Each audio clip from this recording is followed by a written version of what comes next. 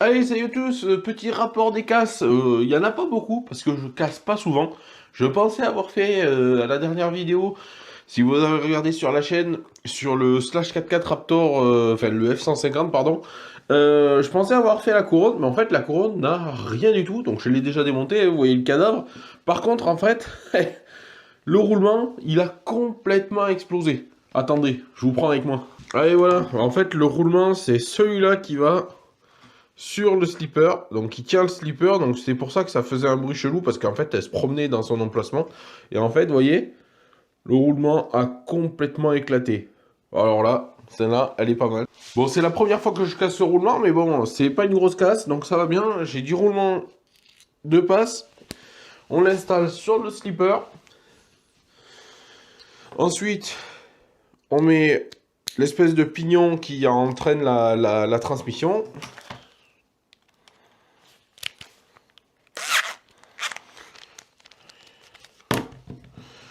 Hop. On va faire ça avec un tournevis, c'est mieux.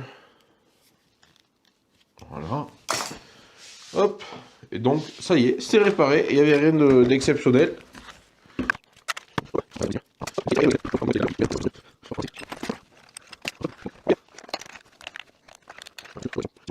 C'est monté. C'est juste moi qui m'alignais pas comme il faut. Tac.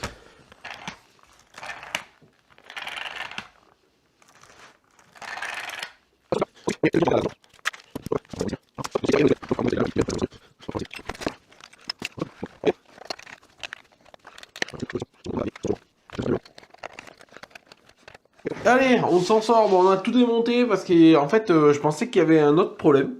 Et en fait, en regardant en détail la couronne, alors il n'y a pas de dents pétées, mais en fait, je sais pas si ça va se voir à la caméra, il y a une petite bille du roulement qui a éclaté, qui est restée dedans. Et du coup, je suis persuadé que quand je remontais, ben, il voulait pas. Enfin, il y avait un énorme bruit à la transmission et ça allait pas. Et je pense que c'est juste ce petit problème. Putain, elle est bien ancrée. Là, je peux vous dire qu'elle était bien coincée. Elle vient de partir à la volée, je sais pas où elle est partie. Bon, cette fois, c'est la bonne. Normalement, on remonte ça. Et je vais vous prendre avec moi. Petit remontage, donc comme je vous ai dit, il y avait la petite bille, elle était coincée là-dedans. Du coup, je pense que c'est ça qui me bloquait la transmission, en plus du roulement qui a éclaté. Donc allez, on repose le moteur. Je pensais à un moment donné qu'il y avait peut-être un roulement du moteur qui avait déconné, mais bon, c'est quand même assez rare. Hop. La vis moteur, je l'ai posée là. On va devoir recaler aussi le moteur. Donc je vais profiter de vous montrer comment je fais. Et en plus, je vais faire un petit accéléré. Hein. Voilà, je ne le serre pas à fond. Hop. Je le ferai le reste à la main. Comme ça, il a encore de la mobilité, vous voyez. Donc, hop.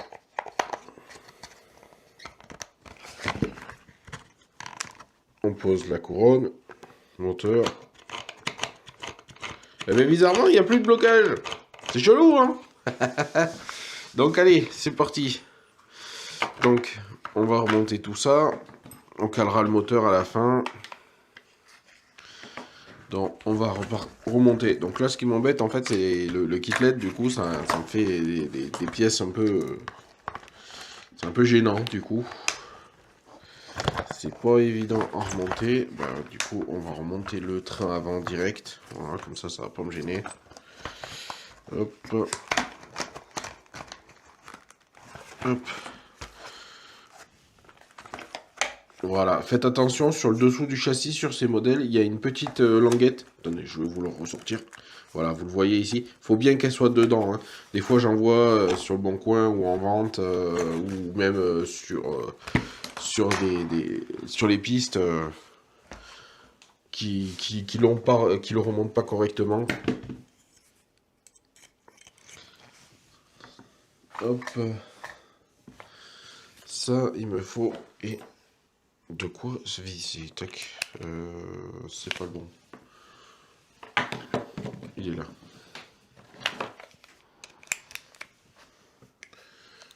Donc là, c'est pas compliqué, hein. Le train avant, il tient sur 4 vis. Voilà. Alors, je ne serre pas à fond, comme ça, au moins, ça permet au châssis de se remettre naturellement en place. Donc, 2 vis à l'avant, hop, 2 vis sur la partie centrale.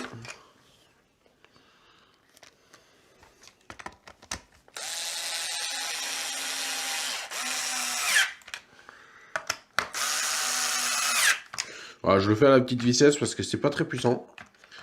Et on serre pas trop les vis au moins, on les abîme pas. Surtout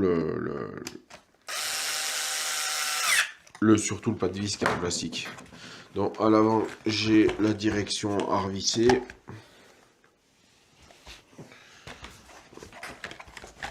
Hop, de l'autre côté, ça sera plus facile.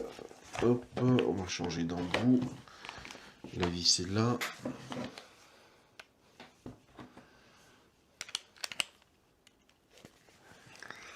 Hop.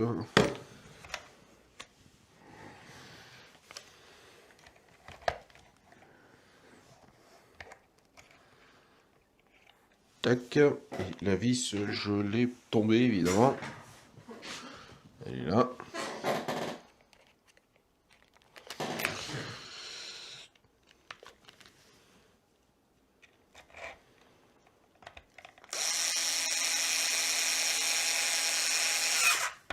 Tac. Hop. Allez, la partie arrière.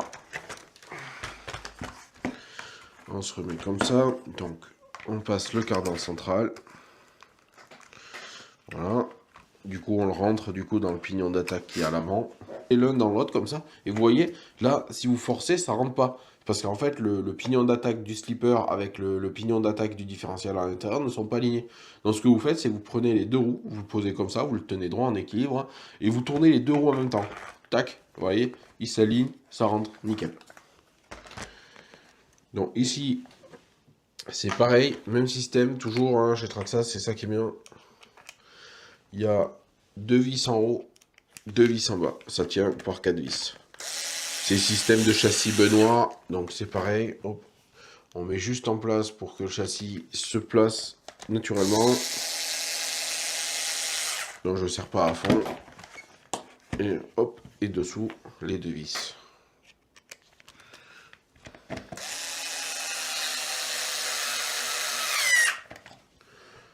Voilà.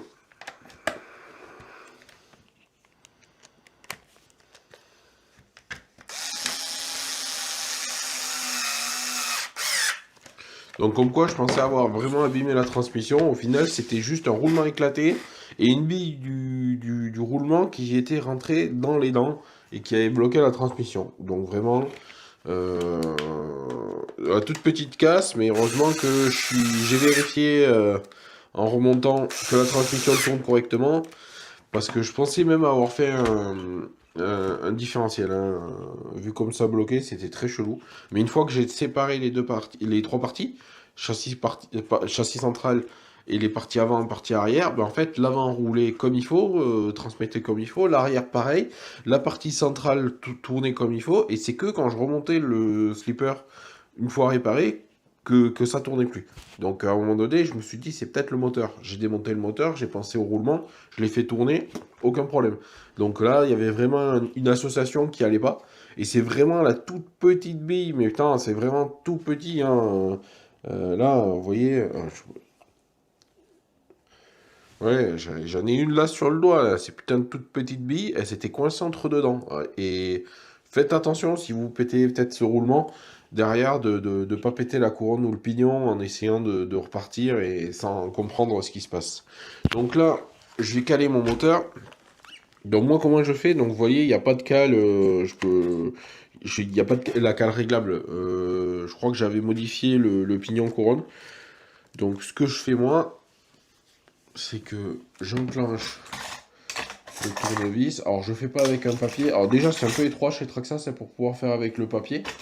Mais très franchement, je fais jamais comme ça. Hop. Donc bon, avec les câbles, c'est pas pratique. Là, voilà. Là, on va l'amener déjà au contact. Déjà. Bon, et j'ai de la chance, c'est déjà réglé.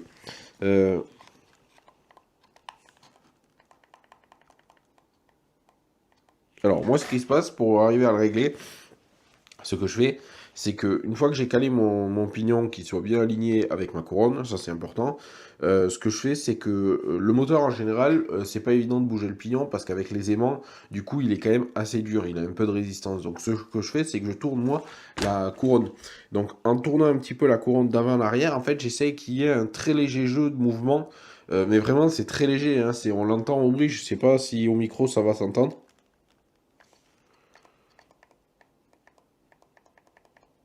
Voilà, ce tout petit bruit, en fait, c'est juste les dents en fait de la couronne et du pignon qui ont un très léger jeu comme ça. Et en fait, c'est ce petit bruit quand je fais en avant, en arrière. Donc, il faut vraiment qu'il soit très léger et que à peine il y ait un peu de mouvement, mais que en fait, il faut pas que ce soit trop serré et qu'il y ait vraiment pas de mouvement. Il faut pas que ce soit complètement desserré et qu'il y ait un trop grand mouvement. Moi, je le règle comme ça, à l'oreille. J'ai jamais eu de problème. Jusqu'à présent. Après, la technique est peut-être pas parfaite. J'imagine qu'il y en a des meilleurs. Il y en a qui font avec le papier, etc. Moi, je le fais comme ça. Et là, vous voyez, en serrant la vis, vous voyez, j'ai un peu trop serré la transmission. Donc, du coup, je vais la redesserrer. Ça se joue à pas grand-chose, hein, vraiment. Prenez le temps de le faire, ça. Qu'est-ce que ça donne là? Là, c'est mieux, vous voyez? J'ai un peu plus de jeu que tout à l'heure. Je pense qu'en serrant, je vais en diminuer un petit peu. Voilà, exactement. Donc en fait, quand j'ai serré, du coup, la transmission s'est mieux alignée et j'ai moins de jeu. Donc là, on l'entend. Le pignon ne bouge pas. Et si vous entendez ce petit bruit, enfin pour moi, la transmission, elle est OK comme ça. Voilà.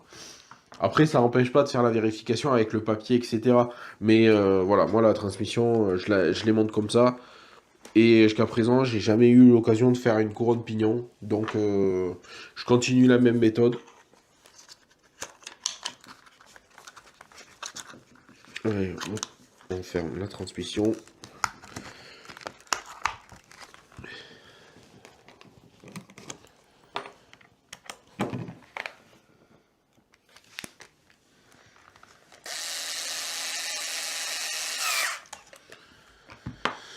Voilà, hop, on va tenir les câbles.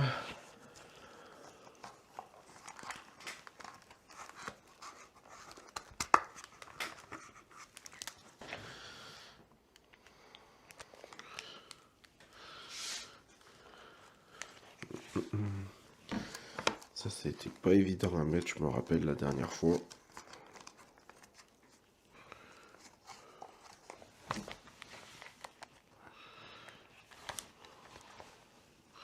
Ah oui, j'avais remonté ça. Hop.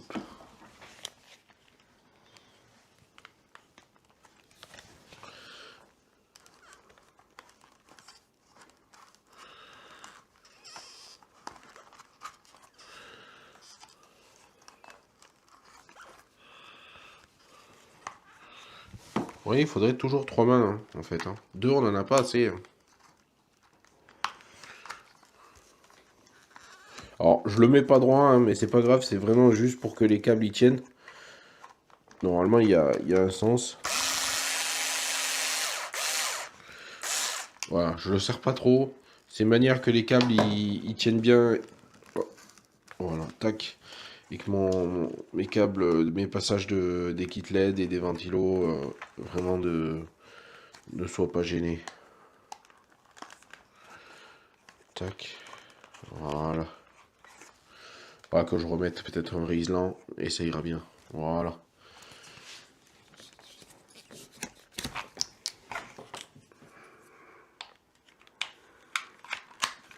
Allez, c'est parti pour le Slash 4x4 terminé. Tout roule bien, c'est parfait, il est prêt pour la prochaine session. On va s'occuper du Max Slash. Allez, du coup, le maxage. Donc, moi, mon petit problème que j'ai, c'est que j'ai les pneus à certains endroits qui se décollent. Donc, du coup, ce qu'on va faire, c'est qu'on va démonter les quatre et on va tous les vérifier. Comme ça, on sera tranquille. Parce que j'ai vu, c'était à l'avant droit, si je me rappelle bien la dernière fois, où le pneu était passé vraiment à côté. Ouais, c'est parti, on démonte les quatre, petit accéléré.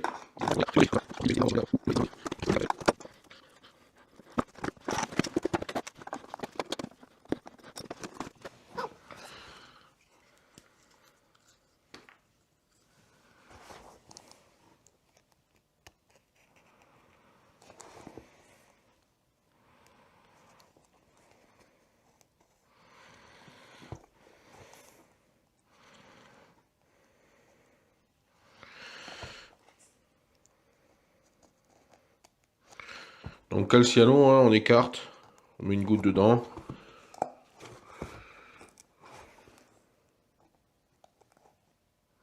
Voilà, j'ai mis plus qu'une goutte.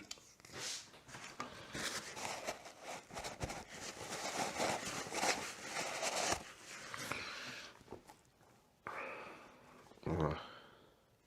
Hop, on va faire d'abord les parties extérieures. Ici, un petit point à mettre.